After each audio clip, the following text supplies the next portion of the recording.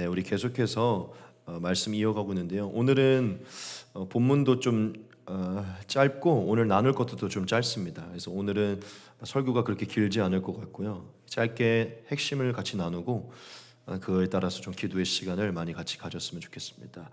오늘은 4장 11절부터 17절까지 말씀에서 두 가지의 교훈만을 같이 나눌 것입니다. 두 가지의 교훈을 같이 나눌 것인데 그 두 번째 대지 안에 한 네 가지 정도의 세분화된 또 교훈이 있기 때문에 어떻게 보면 총 한 6가지의 교훈인데 그래도 큰 틀에서 두 가지의 교훈만 저희가 같이 나누도록 하겠습니다. 곧바로 우리 같이 대지들을 나누면서 주시는 교훈을 같이 나누겠습니다.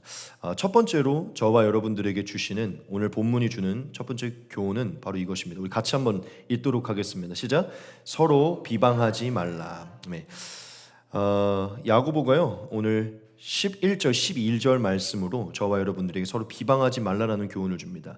어떻게 보면 지금 야고보서에서 형제를 비판하지 말라는 어떤 이 얘기가 계속 대두되고 있는데요. 오늘 또다시 이 교훈이 등장하고 있습니다. 우리 말씀을 같이 보겠습니다. 형제들아 서로 비방하지 말라. 형제를 비방하는 자나 형제를 판단하는 자는 곧 율법을 비방하고 율법을 판단하는 것이라. 네가 만일 율법을 판단하면 율법의 준행자가 아니요 재판관이로다. 입법자와 재판관은 오직 한 분이시니 능히 구원하기도 하시며 멸하기도 하시느니라. 너는 누구이기에 이웃을 판단하느냐. 네. 11절 12절에서 야고보가 저와 여러분들에게 분명하게 서로 비방하지 말라라고 이렇게 교훈합니다. 그리고 형제를 비방하고 판단하지 말라고 그렇게 얘기합니다. 그런데 오늘 여기서는 조금 되게 중요한 부분을 얘기하고 있는데 우리에게 비방하지 말라, 판단하지 말라라고 얘기하면서 그 뒤에 이렇게 얘기를 해요. 왜 우리가 형제를 비방하고 판단하지 말아야 하냐면 우리가 형제를 비방하고 판단할 때 그것은 율법을 비방하고 율법을 판단하는 것과 같은 것이다라고 그렇게 얘기를 해요. 그리고 율법을 비방하고 율법을 판단하는 자리에 서는 것은 곧 재판관이신 하나님의 자리를 차지하는 것이고 마치 그것은 하나님의 행세를 하는 것과 같은 것이다라고 이렇게 얘기를 해요. 그런 것과 같기 때문에 형제를 비방하거나 판단하지 말라라고 이렇게 얘기를 합니다. 여러분 이 부분에서 굉장히 우리가 중요한 교훈을 좀 이전과는 다른 되게 중요한 교훈을 하나 얻어야 되는데요. 야고보가 오늘 저와 여러분들에게 되게 이미 우리가 알고 있는 사실이긴 하지만 오늘 말씀으로 되게 중요한 하나의 그 깊은 의미의 교훈을 하나를 주고 있는데요. 여러분 여기서 야고보가 이렇게 얘기했잖아요. 형제를 비방하는 자나 형제를 판단하는 자는 곧 율법을 비방하고 율법을 판단하는 것이라 이렇게 얘기했죠. 여러분 이게 어떤 의미인지 잘 이해가 되십니까? 잘 이해가 안 되죠. 무슨 말인지 이해가 잘 안 되죠. 뭔가 어떤 의미인지는 알겠는데 이해가 잘 안 될 거예요. 이게 아마 좀 어려울 겁니다. 형제를 판단하면 율법을 판단하는 것이다. 이게 어떤 의미지? 라는 이런 생각이 들 거예요. 근데 여기에는요 굉장히 깊은 의미가 담겨 있어요. 그 뒤에 하나님과 그 재판관 자리에 앉은 어떤 이 부분과 연관돼서 깊은 의미가 담겨 있는데요. 일단 핵심부터 말씀드리면 야고보가 지금 저와 여러분들에게 이걸 말하고 만약 우리가 형제를 비방하고 판단한다면 우리가 어떠한 자와 같다고 얘기를 하는 거냐면 우리가 율법 위에 서서 율법을 판단하는 자와 같은 자다라고 이렇게 얘기하는 거예요. 다시 한번 얘기를 하면 우리가 형제를 비방하고 판단한다면 율법 위에 서서 율법을 판단하는 자와 같은 자리에 서는 것이다라고 그 얘기를 한 거예요. 무슨 얘기냐면 우리가 만약 형제를 비방하고 판단한다면 우리가 율법 안에 속하여서 율법을 행하는 자리에 서는 것이 아니라 율법 위에 서서 율법을 판단하는 자리에 서는 것이다라고 그렇게 얘기를 한 거예요. 즉 율법 위에 서서 율법에서 뒤로 나와서 율법을 제3자로 바라보는 입법자와 재판관과 같은 자리에 선 것이다라고 그렇게 얘기를 하는 것이죠. 이게 어떤 의미인지 조금만 더 풀어드릴게요. 일단 이것부터 말씀드리면 우리가 형제를 비방하거나 판단할 때 그것은 결국 우리가 우리 스스로 율법 안에 속하지 않고 율법을 입법하고 판단하는 재판관과 같은 자리에 서는 위치를 스스로를 만든다는 것을 얘기하는 건데 여러분들이 이제 구약과 신약의 어떤 이 하나님의 계시를 다 알고 있기 때문에 하나님의 율법이 무엇을 위해서 주어졌는지 알 것입니다. 여러분 하나님의 율법이 무엇을 위해 주어졌죠? 사실 이제 신약을 통해서 그 하나님의 율법의 모든 계명의 그 진리를 이제 알다 보면 구약에 기록된 많은 율법은 사실 한 가지를 위해서 기록됐죠. 그게 무엇이죠? 네 이웃을 네 자신과 같이 사랑하라 라는 그 법을 성취하기 위해서 사실은 율법이 주어졌잖아요. 그렇죠? 아마 여러분들 신약을 좀 보았다면 그 해석을 보았을 겁니다. 사실 구약에 있었던 모든 것들은 사실 형제를 사랑하기 위해서 주신 율법이에요. 하나님이 형제를 사랑하는 법을 가르쳐 준 것이거든요. 그렇기 때문에 만약에 우리가 율법 안에 속해 있다면, 율법 아래, 율법의 권위 아래에 우리가 속해 있다면 우리에게 어떤 삶의 형식이 나타나냐면 반드시 이웃을 사랑하는, 즉 이웃을 몸과 같이 사랑하는 삶의 행동이 등장하게 되겠죠. 우리가 율법 아래에 있다면. 왜냐하면 그 율법은 모든 계명이 이웃을 사랑하기 위한 계명인데, 우리가 그 사랑하기 위한 계명 아래에 있다면 반드시 이웃을 사랑하게 되는 모습이 나타나겠죠. 즉 무슨 얘기죠? 우리의 삶에 이웃을 비방하고 판단하기보다는 그 율법을 순종함으로 하나님이 주신 율법을 순종함으로 내 이웃을 몸과 같이 사랑하는 그 모습이 나타날 것이라는 것이죠. 근데 만약 저와 여러분들이 이웃을 사랑하기는커녕 이웃을 비방하고 판단한다면 그 자체가 우리에게 뭘 말해주는 것이냐면, 우리는 율법의 권위 안에, 즉 율법에 속해 있는 자들이 아니라 율법 위에 있는 자들이라는 것이에요. 즉 율법은 네 이웃을 네 몸과 같이 사랑하라라는 그 계명인데, 우리가 그 율법의 위에 서서 오히려 율법을 비방하고 율법을 판단하는, 즉 어떻게 보면 이런 것 같아요. 나는 이미 율법을 다 이뤘기 때문에 이것을 판단할 수 있다는 것이죠. 조금 어려울 텐데 여러분들 이것을 한번 좀 곱씹어 보셔야 됩니다. 나는 지금 이 율법 안에 속해 있지 않고 율법 위에 있는 것이에요. 여러분들 이것을 기억하시기 바랍니다. 율법 안에 있다면 형제를 비방하고 판단할 수 없다는 것이죠. 우리가 형제를 비방하고 판단하는 지금 율법 밖에 있다는 것이에요. 그래서 야고보는 그걸 얘기하는 거예요. 지금 율법 밖에서 율법을 판단하는 자리에까지 너희가 서 있는 것이다. 하나님이 주신 그 율법을 판단하는 자리에까지. 그래서 어쩌면 우리가 만약 누군가를 형제를 비방하고 판단하는 것들이 많아진다면 거의 대부분 교만한 사람들이 많이 그렇죠. 그런데 거의 대부분 신앙이 뜨겁거나 신앙에 관한 굉장히 지식이 많거나 신앙에 관하여서 많은 삶을 살아간 사람들의 특징이 사실은 비방이나 판단이 많죠. 사실 초신자들은 자기가 지금 부족하다고 느끼기 때문에 누구를 비방하려고 하지 않아요. 하지만 교회를 더 오래 다녔고 이미 율법이 내 안에 많이 이루어졌다고 생각하는 사람들이 많이 비방을 하죠. 이거 저같이 목회자 같은 사람들이 비방을 많이 하죠. 많이 안다고 생각하고. 회개합니다, 여러분. 그러니까 제가 오늘 보면서 느꼈어요. 내가 이 비방하고 판단할 때 나는 율법 위에 있는 것이다. 그러니까 마치 난 율법을 다 이루었고 율법 밖에서 이것을 바라보는 자와 같이, 입법자와 재판관이라고 얘기했잖아요. 하나님은 율법에 속하지 않았죠. 하나님은 율법을 주신 분이시죠. 그래서 율법 밖에 계시죠. 그래서 밖에서 이것을 판단하시는 분이시죠. 근데 저는 아니잖아요. 거기 속해 있어야 돼요. 하지만 제가 마치 율법을 다 이루어서 그 밖에 있는 사람처럼, 그러니까 이 율법을 비방한다, 판단한다는 것 때문에 우리가 좀 혼란스러울 텐데, 그것은 결국 입법자와 재판관 자리에 서서 율법 자체를 내 스스로 판단할 정도로 교만해진 상태를 얘기하는 것입니다. 즉 우리가 형제를 비방하고 판단할 때 그것은 마치 율법을 스스로 입법하고 판단을 내리고 율법을 스스로 좌지우지할 만큼의 자리에 위치해 선자와 같은 자로 우리 스스로를 만들었다는 것을 야고보가 얘기하고 있는 것이에요. 아마 여러분들 중에서도 성경을 많이 보고 많은 지식이 쌓이고 경건 생활을 잘 하고 그런 율법을 잘 이루었다고 생각하는 사람들이 생각보다 다른 사람들이 흠을 많이 보게 될 것입니다. 참 딜레마죠, 그렇죠? 근데 거기서까지도 사랑을 행하는 그 모든 걸 긍휼히 여기는 게 이제 참 우리가 온전한 모습인데 그렇게 되지가 않는 것이죠. 즉 오늘 지금 야고보는 저와 여러분들한테 그걸 말하고는 거예요. 너희가 절대로 형제를 비방하거나 판단해서는 안 된다. 왜냐하면 너희가 만약 형제를 비방하고 판단한다면 재판관 자리에 서 있는 하나님의 자리를 너희가 마치 차지하는 것과 같고, 하나님의 행세를 하는 것과 같고, 하나님의 그 일을 너희가 가로채서 너희 스스로 행하는 일과 같다, 이렇게 얘기하죠. 그 다음번 12절에 분명하게 얘기하죠. 입법자와 재판관은 오직 한 분이시니 능히 구원하기도 하시며 멸하기도 하시느니라. 너는 누구이기에 이것을 판단하느냐. 그러니까 야고보가 앞전에서도 지금 벌써 우리가 4장까지 왔는데요, 계속 형제를 비판하는 것, 판단하는 것, 이런 거 많이 얘기했었죠. 우리에게 다시 한번 묻는 것이죠. 너가 누구이기에 이웃을 즉 형제를 비방하고 판단하느냐. 즉 우리가 절대 형제를 비방하거나 판단할 수 없다는 것을 얘기하는 것이죠. 그거는 오직 하나님께만 속한 재판을 내리신 우리를 판단하기 위해 유일한 권위가 있으신 주어진 하나님께만 있다는 것이죠. 그렇죠. 그래서 야고보는 우리가 만약 여전히 형제를 비방하고 판단하는 모습이 있다면 우리 안에 끊어지지 않는 교만이 있다는 것을 가르쳐주기 원하는 것이고 그것을 끊어내야 됨을 하나님 보시기 그것을 기쁘지 않고 하나님의 진노를 일으키는 것임을 말하고 있는 것입니다. 여러분들이 잘 알지만 그 사탄이 처음 아담과 하와를 속일 때 이렇게 속이잖아요. 그 죄의 가장 처음 유혹이 뭐였죠? 너희가 하나님과 같이 될 수 있다. 그러니까 하나님의 자리에 설 수 있다.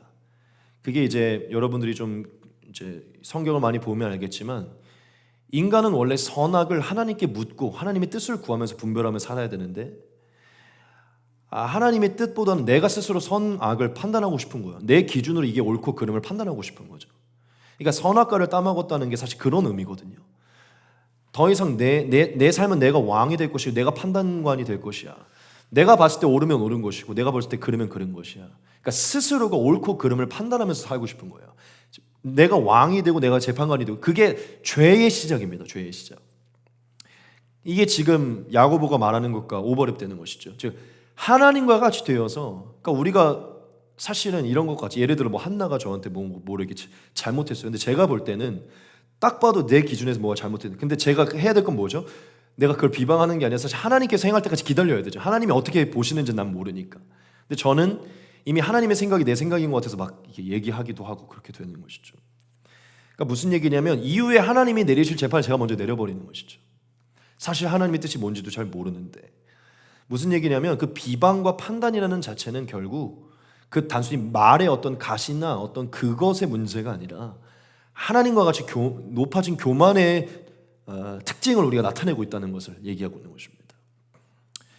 너는 누구에게 이웃을 판단하느냐? 즉 우리가 아무것도 아님을 얘기하고 있는 것이죠. 그러므로 여러분 우리가 이 첫 번째 대지에서 다시 한번 좀 깨달았으면 좋겠어요. 사실은 뭐 얼마 전에 제가 여러분들에도 좀 나눈 얘기들도 있고 저도 조금 최근에 뭐 이렇게 사과를 했던 부분들도 있고 저희 교회에서 뭐 어떻게 보면은 또 이렇게 누군가에 대한 얘기들을 뭐 이렇게 함부로 하게 됐었던 때도 있고 또 우리가 주의를 기울이지 못했던 때도 있잖아요. 저는 저희가 이걸 다시 새기는 게 필요하다고 믿습니다. 여러분 저희가 성도를 넘어서 세상에 누구든지 간에 함부로 이웃을 비방하거나 판단하는 것들을 경계해야 될 줄 믿습니다. 그리고 그것이 정말 재판관 자리에 서는 하나님의 자리를 차지하는 것임을 우리가 기억하면서 얼마나 그게 무서운 것인지를 다시 돌아보면서 그게 누구든지 간에 그러니까 내 눈에 보기에 정말 이건 확실한 하나님의 말씀으로 확실한 이건 잘못이 하나 어떤 게 주어진다고 하더라도 함부로 그것들을 판단 내리는 것을 조심할 것을 경계해야 될 줄 믿습니다.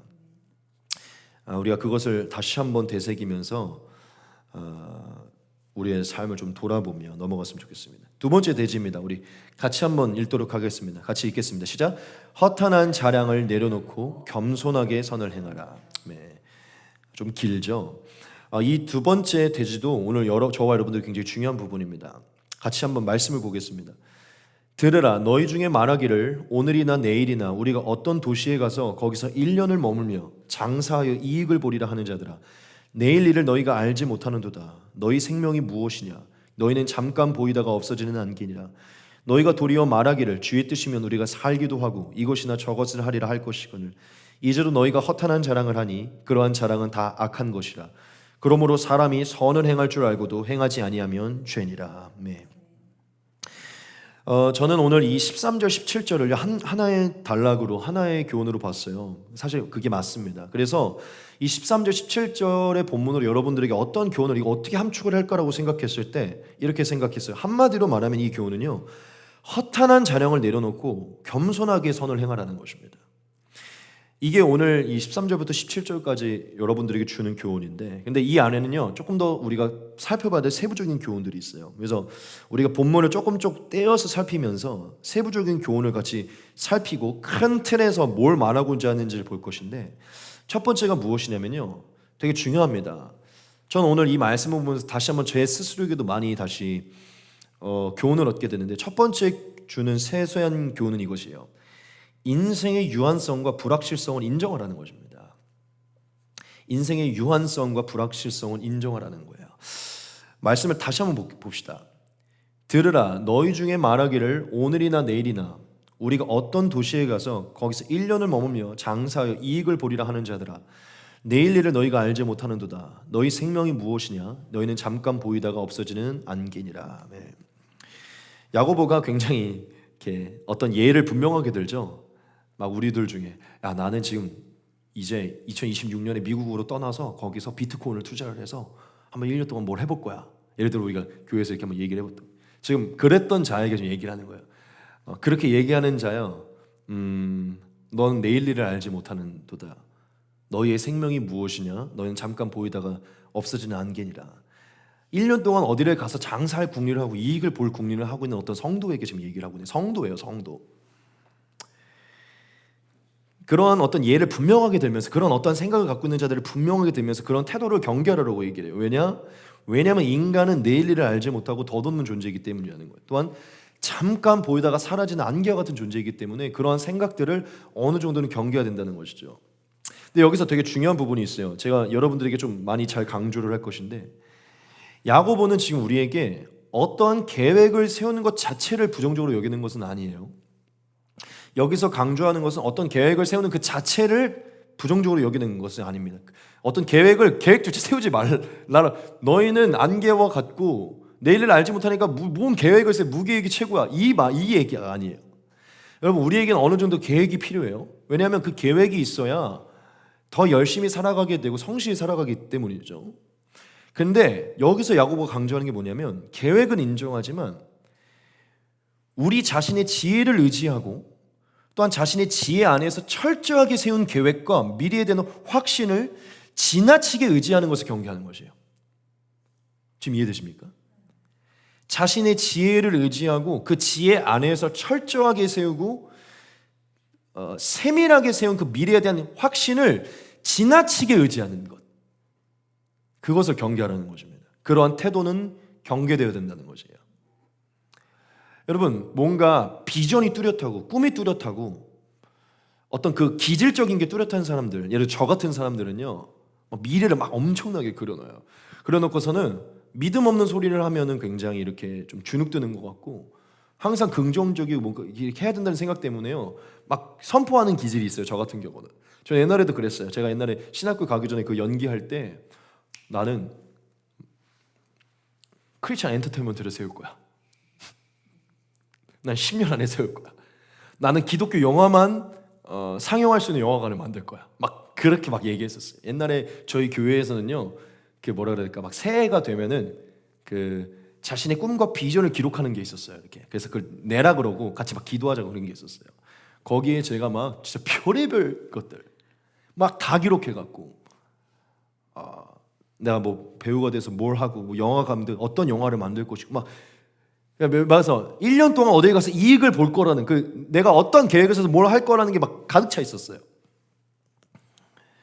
근데 여러분, 그 자체는 나쁘지 않아요. 그 자체는 굉장히 필요한 것인데, 제가 지금 돌아보면 뭐가 조금 문제였냐면, 반드시 이루어진다. 그러니까 그것도 사실 어떻게 보면 제가 좀 딜레마인 게, 어떤 부분에서는 믿어야죠. 하나님의 그 비전을 믿어야 되지만, 그런데 이제 이후에 나올 것이에요. 그때 당시에 저를 보면은 너무 지나치게 제가 세운 것들에 대한 확신이 있었어요. 하나님이 주신 거라는 그 믿음 때문에 그랬는지 모르겠지만 지나친 어떤 그 확신들이 있었어요. 즉, 제가 철저하고 세밀하게 세운 어떤 계획과 미래에 대한 지나친 확신을 갖고 있었다는 것이죠. 제가 여러분에게 계속 강조하는 것은 계획 자체가 나쁜 것은 아니지만, 여기서 지금 야고보가 강조하는 것은 진짜 우리의 인생은 더덥고 어떻게 흘러갈지 모르기 때문에 계획은 소중하지만 그 안에서 자신의 지혜를 의지하고 그 지혜를 통해 세운 모든 계획을 지나치게 의지하는 것은 경계해야 된다는 것을 얘기해요. 왜냐하면 그것은 하나님의 자녀의 온전한 태도는 아니기 때문이에요. 그것을 좀 계속 나눌 것입니다. 분명하게 얘기하는 게, 내일 일도 알지 못하는 안개와 같은 존재들이다. 즉, 너희는 인생이 더덥고 연약함을 인정해야 되고 인생의 유한성과 불확실성을 인정하는 겸손한 태도가 필요하다는 것을 말하고 있는 것이에요. 일단 이 부분을 좀 넘어가기 원하는데, 왜냐하면 뒤에 부분이 나와야 이게 이어지기 때문에 저는 여러분들에게 좀 이 부분에서 말씀드리기 원하면, 아마 지금 여러분들 중에서도 이 말씀 그대로 1년 동안 어디를 가서 이익을 볼 것이라는 어떤 생각들이 분명히 있으실 거예요. 그렇죠? 말씀드립니다. 하나님이 주신 마음대로 나름대로 인생이 세우는 것은 여러분 바람직해요. 그런데 그것은 바람직한데, 그것을 지나치게 확신하거나 지나치게 의지하거나 혹은 자신의 지혜로움이나 치밀함이나 철저함을 지나치게 의지하는 태도들을 경계하셔야 돼요. 하나님은 지금 야고보를 통해 그것을 저와 여러분들에게 말하고 있습니다. 우리가 계획을 세우는 것은 좋지만 그 안에서 반드시 갖고 있어야 되는 게 있는데, 그게 뭐냐면 인생의 덧없음을 인정하는 겸손한 태도입니다. 즉 우리의 연약함을 늘 인정하는 태도라는 것이죠. 그래서 야고보가 그 뒤에 이어서 정확하게 우리에게 말하는 애인데, 그것은 우리에게 이 교훈을 줍니다. 하나님의 주권을 인정하라는 것이에요. 그래서 15절에 이렇게 얘기해요. 너희가 도리어 말하기를 주의 뜻이면 우리가 살기도 하고 이것이나 저것을 하리라 할 것이거늘, 이렇게 얘기해요. 이게 무슨 얘기죠? 사실 너희의 입에서 나와야 되는 말은 내가 1년 동안 어디를 가서 어떤 이익을 정확하게 볼 것이, 그걸 가지고 올 거야 라는 이게 반드시 이루어질 거라는 이런 것보다도, 그 계획을 세우는 것은 좋지만 만약 주의 뜻이면 내가 살기도 할 것이고 죽을 것이기도 할 것이고, 그걸 세우는 것은 맞지만 주의 지음의 뜻이면 이것을 할 수도 있고 저것을 할 수 있고 라는 태도를 가져야 된다는 것이죠. 우리의 입에서는 그러한 워딩이 나와야 된다는 것이에요.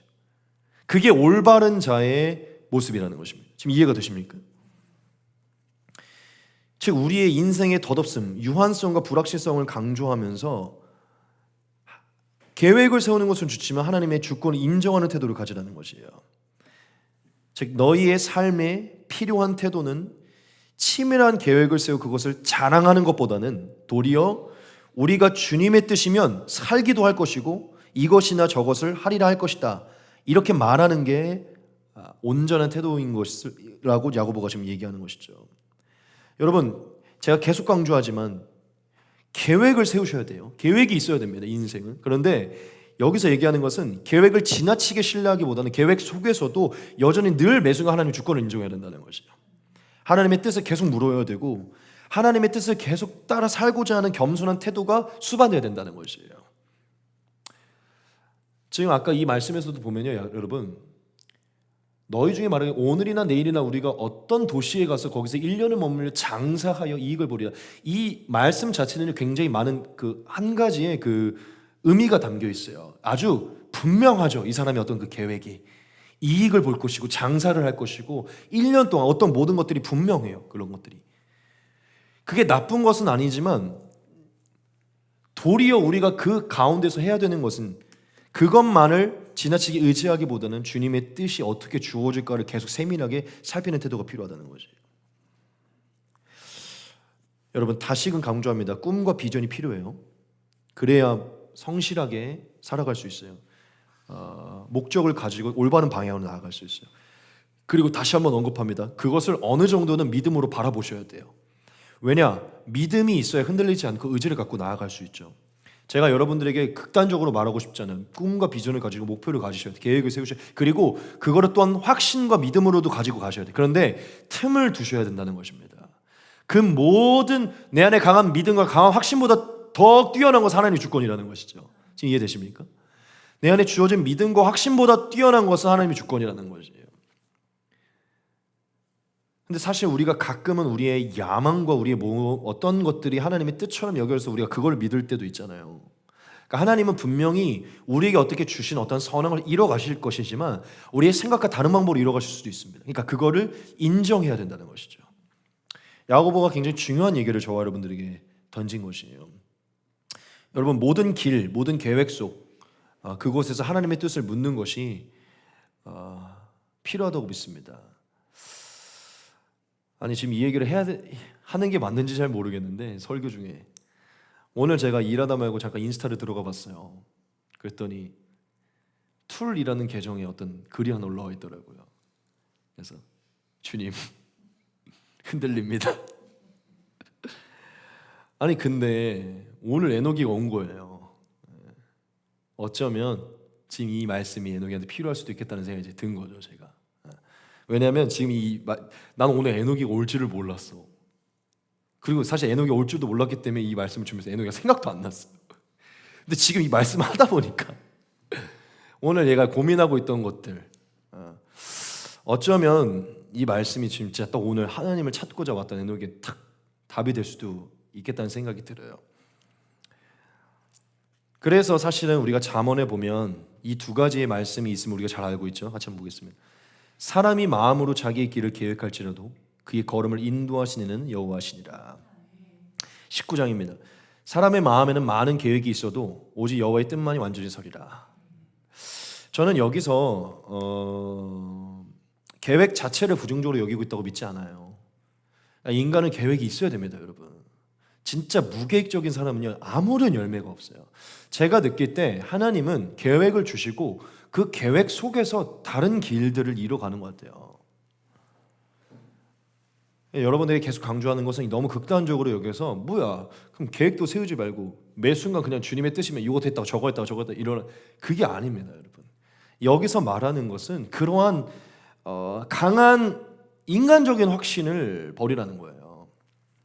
사실 세상 속에서도 이런 얘기 많이 하잖아요. 꿈은 이루어진다. 믿는 대로 이루어진다. 자기계발서 보십시오. 매일 꿈을 상기시키라는 거예요.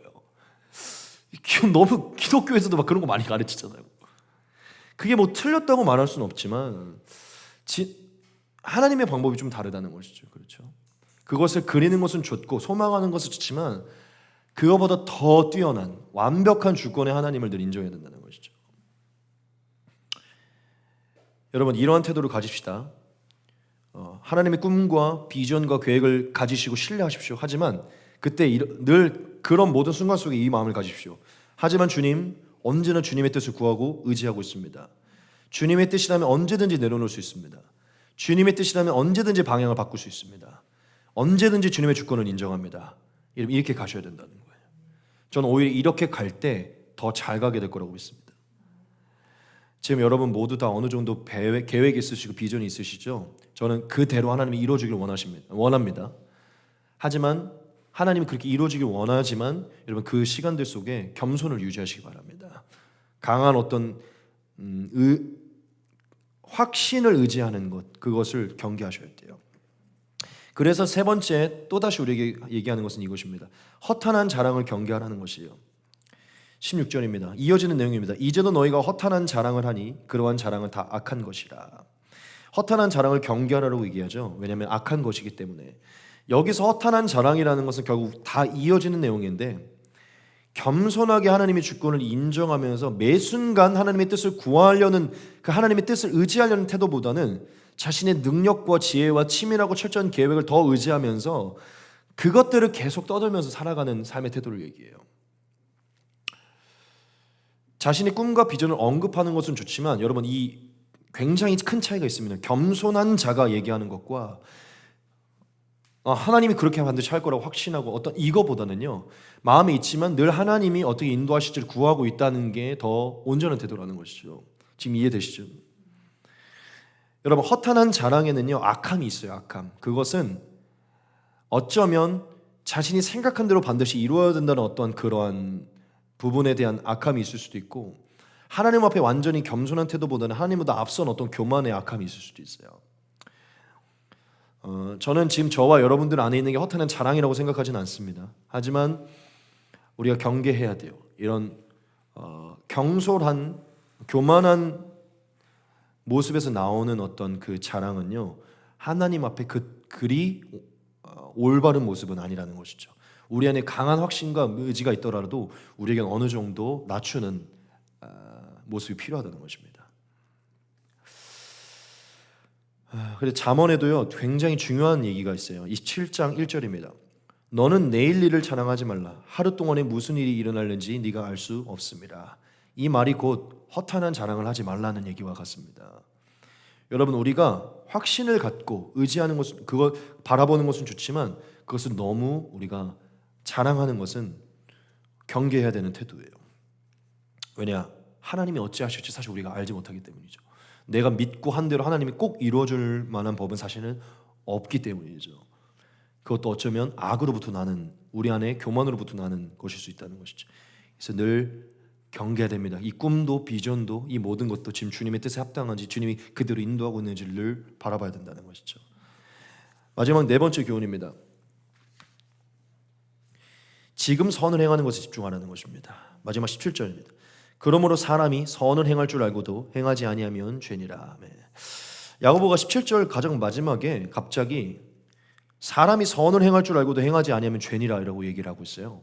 선을 행하라라고 얘기하거든요. 제가 사실 좀 고민을 많이 했어요. 뭐 이런 거는 뭐 주석에도 잘 나오지도 않고요.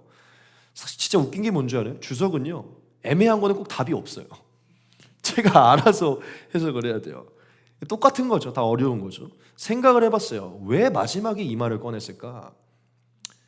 이 얘기를 하고 왜 마지막에 선을 행하라고 얘기했을까? 사실 이 의미를 제가 정확하게는 알 수는 없지만 일단 첫 번째 근본적인 이 의미는요, 저는 이거라고 생각해요. 위에 언급한 이 모든 것들이 선이기 때문에 그 선을 행하면서 살라는 것입니다. 뭐냐면 자신의 덧없음과 즉 자신의 덧없음을 인정하며 하나님의 크신과 주권을 인정하며 허탄한 자랑을 내려놓고 늘 매순간 하나님의 뜻을 구하는 그러한 삶, 그 선한 삶을 살라는 것이죠. 그러한 삶을 살아가는 게 선이기 때문에 하나님의 뜻을 구하며 살아가는 게 선이기 때문에 그것을 행해야 된다. 그걸 알고도 그렇게 살지 않으면 죄니라. 즉 자랑이 악이기 때문에 겸손히 하나님을 의지하는 삶, 그것을 살라는 것을 전 강조했다고 생각했어요. 전 그게 맞다고 믿습니다. 야고보가 지금 너희는 하나님을 의지해라. 겸손하게 하나님을, 그게 선이다. 그래서 여러분들에게 이 부분에서 강조하기 원해요. 여러분들이 지금 제가 하나님의 말씀 그대로로 대언해서 했던 이 말씀이 참이라고 믿으신다면 그것을 행하시기 바랍니다. 그렇게 사는 여러분 되시기 바랍니다. 그런데 제가 사실 네 번째 이 대지를 이렇게 했죠. 지금 선을 행하는 것에 집중하라. 좀 다른 포인트죠. 이게 이제 근원적인 이 17절의 의미라고 저는 생각을 하는데 한 가지가 제가 이 말씀에서 생각이 났어요. 그래서 이 부분을 조금 이어지는 내용이기 때문에 이 부분을 적용시키고 이제 말씀을 마칠 것입니다. 여러분, 제가 이 마지막 17절이 이 교훈을 내포하고 있다고 믿는데요. 그게 뭐냐면 지금 현재 오늘 선을 행하는 것에 집중하라는 것이거든요. 이 말은 지금 현재 오늘 선을 행하는 것에 집중하라는 거예요. 제가 지금 뭘 강조하고 싶은 거냐면 사실 제가 굉장히 그런 사람 중에 하나였어요. 지금도 어쩌면 그럴 수 있는데 여러분, 위에 앞에서 이런 얘기가 나오고 있었잖아요. 뭔가 미래에 너가 그려놓은 어떤 것들을 바라보면서 그거에 집중하기보다는 지금 하나님의 뜻을 구하는 것에 집중해라라는 얘기가 있었잖아요. 여러분, 장기적인 계획에만 집중하다 보면요, 현재를 놓치게 되는 경우가 많아요. 그 뭐냐면 장기적인 어떤 큰 꿈을 바라보고 나아가다면 현재의 소소한 것들이 현재에 집중해야 될 것들 못 볼 때가 많다는 것이죠. 그래서 여러분들이 잘 알겠지만 엄청 성공을 거둔 사람들이 보면 가정을 잘 돌보질 못해요. 엄청 성공한 사람들 보면 주변에 인간관계 별로 좋지 않은 사람들이 많아요. 왜냐하면 그걸 이루기 위해서 많은 것들을 다 못 보고 가기 때문이죠. 여러분, 장기적인 계획을 세우는 것은 좋은데요. 꿈을 갖는 것은 좋은데 장기적인 계획에만 집중하다가 현재를 놓치게 되는 경우가 많아요. 제가 말하고자 하는 게 뭐냐면 우리는 확실한 미래와 하나님 허락하신 비전과 그 꿈을 끌어나아가되 매 순간을 소중하게 여기면서 매 순간 지켜야 되는 선을 행해야 되는 것입니다. 그것만 바라보면서 그것만 이루는 게 답이 아니라는 거예요. 그것들을 이뤄가는 과정의 모든 삶 속에 주님의 뜻을 행하는 것, 그게 큰 틀에서는 사랑을 실천하는 것이고 복음을 여러 가지가 있죠. 주님이 말씀하시는 그 선을 행하는 것에 집중해야 된다는 것입니다. 왜냐하면 우리가 장기적인 미래를 바라보면 눈앞에 있는 그러니까 뭐 이렇게 얘기해 보죠. 뭐 제가 그냥 갔던 길로, 예를 들어 제가 신학교를 꿈꾸고 있고 목회 안수를 꿈꾸고 있어. 난 신학교에 가서 공부할 거고 예를 들어 뭐죠? 목사 안수를 받을 거, 이런 어떤 계획을 받아서 공부를 열심히. 그런데 재정 관리는 하나도 안 해요. 주변 사람에게 뭔가를 베푸는 것도 안 해. 그 꿈을 바라면서 나아가면서 현재 내게 사람들에게 뭐 친절을 베푸고 사람이랑 교제를 하거나 아픈 사람이 나한테 연락이 왔을 때 뭐 이렇게 좀 상담을 하거나 치료해줘, 이런 것들이 주어지는데 공부를 하러 간다는 그 확실한 미래 때문에 다 뭔가 안 해요. 뭔가 어떤 확실한 미래만 그려놓고 사소한 하나님의 말씀 속에 비추어서 지금 내가 행해야 되는 선들을 내가 안 할 때가 많다는 것이죠. 지금 제 말이 이해될 줄 믿습니다. 우리가 어떠한 장기적인 미래를 그려나다 보면 참 좋은 부분인데 지금 사소하게 지켜야 돼. 지금 예수님이 뭘 원하시는지 거기에 집중하다 보면 지금 내가 뭘 고쳐야 되는지에 대한 포커스보다는 그 일들에 대한 포커스 때문에 그것들을 못 볼 때가 많이 있다는 것이죠. 지금 마지막 17절이 정확히 그 의미인지는 모르겠지만 저는 오늘 여러분들에게 이 모든 맥락 속에서 이 말씀을 드리고 싶어요. 사람이 선을 행할 줄 알고도 행하지 않으면 죄니라. 즉 여러분 뭘 해야 되는지가 들어왔다면 그걸 안다면 그것을 행하셔야 돼요. 여러분 제가 확실히 믿지만 지금 제가 돌아보면 그 순간순간마다 주님께서 주시는 그 선들을 행해 올 때 도리어 계획이 성취가 됩니다. 그것들만 바라보면서 이 사소한 삶의 선을 집중하지 못하는 것보다 허락된 것의 선을 지키고 나아갈 때 오히려 계획이 성취가 된다는 것이죠. 제가 그걸 어디서 느꼈냐면 예수님의 삶에서 느꼈어요. 예수님의 삶. 여러분 예수님은 십자가 지는 일을 비전에 두고 계셨죠. 그게 예수님의 확실한 목표였죠. 십자가를 두는 그 목표를 가지고 살아가시면서 그 목표만 두시고 아무것도 아니에요. 삶에 찾아오는 사람들이나 행해야 되는 모든 것들에 집중하시죠. 그런데 신기한 건 뭐냐, 거기에 집중하고 계셨는데 결국 거기에 가 계신다는 것이죠. 즉 예수님은 이웃들에게 사랑을 실천하고 지금 현재 주님의 뜻을 구해서 지금 현재 주님의 뜻에 순종하는 것을 놓치지 않았다는 것이죠. 그래서 여러분들에게 말하고 싶은 것은 선을 행할 줄도 알고 행하지 않으면 죄이기 때문에 지금 여러분들의 삶에 하나님께서 주시는 순간순간마다 주시는 그 선들을 행하는 데 집중하시기 바랍니다. 그게 저는 아까 말한 주님의 뜻이면 살기도 하고 이것도 저것도 하리라 이것과 같을 거라고 생각해요. 지금 주님의 뜻을 행하는 게 선입니다. 내가 그려놓은 뭔가보다도 더 중요한 건 지금 허락된 그것을 행하는 것이라는 것이죠. 이해가 되십니까? 그래서 저는 오늘 이 모든 것을 종합해서 13절 17절 말씀이 허탄한 자랑을 내려놓고 겸손하게 선을 행하는 게 우리에게 필요한 태도라고 생각한 것이에요. 오늘 야고보가 지금 저와 여러분들에게 그것을 주었다고 믿습니다. 이제 말씀을 정리하겠습니다. 오늘 이 두 가지의 교훈이 지금 여러분들의 실생활에 어떻게 적용이 되는지 모르겠지만 저는 필요한 말씀이라고 믿습니다. 제 개인적으로도 많이 필요했던 얘기들이었고 우리에게 필요한 말씀이라고 믿습니다. 다시 한번 우리가 기억해서 지금 우리가 여전히 형제를 비방하는 것이 있다면 그것들을 내려놓기 소망합니다. 그리고 여러분들 안에 계획과 비전과 목적들이 있으시고 그것들을 의지하는 게 참 감사하지만 그 안에 반드시 매 순간 겸손히 하나님께 묻고 하나님이 허락하시는 선을 즐거워하며 하나님의 비전들을 선포하며 말하는 것은 좋지만 그 안에 늘 그 겸손의 마음이 내포되어 있기를 소망합니다. 하나님이 그러한 자를 사용하실 것이고 겸손한 자를 더 온전한 방향으로 끌고 가실 거예요. 저한테 이런 걸 적용하기는 좀 그렇지만 예를 들어 만약에 갑자기 저를 하나님이 목회를 하시다가 오케이 때가 됐다. 넌 이제 일본으로 가서 선교를 해라고 하나님이 저한테 이제 예를 들어 그 계획을 갖고 있어요. 그런데 저희가 나는 바실레아의 이름을 세계에 알릴 거야라는 어떤 이 확실한 생각 때문에 계속 그러니까 예를 들어 그러니까 하나님이 주시는 어떤 그걸 계속 보지를 못해요. 예를 들어 그러면 안 되잖아요. 그러니까 제가 말하고자 하는 건 뭐냐면 계획을 갖고 미래를 갖고 가되 여러분들을 향한 그 계획이 진짜 우린 잘 모르잖아요. 우린 더더는 안개와 같고 완전 다른 방향일 수도 있고 다른 걸 수도 있고 늘 귀를 여셔서 어떻게 하나님이 인도하시는 늘 깨어서 바라보시는 여러분들이 소망합니다.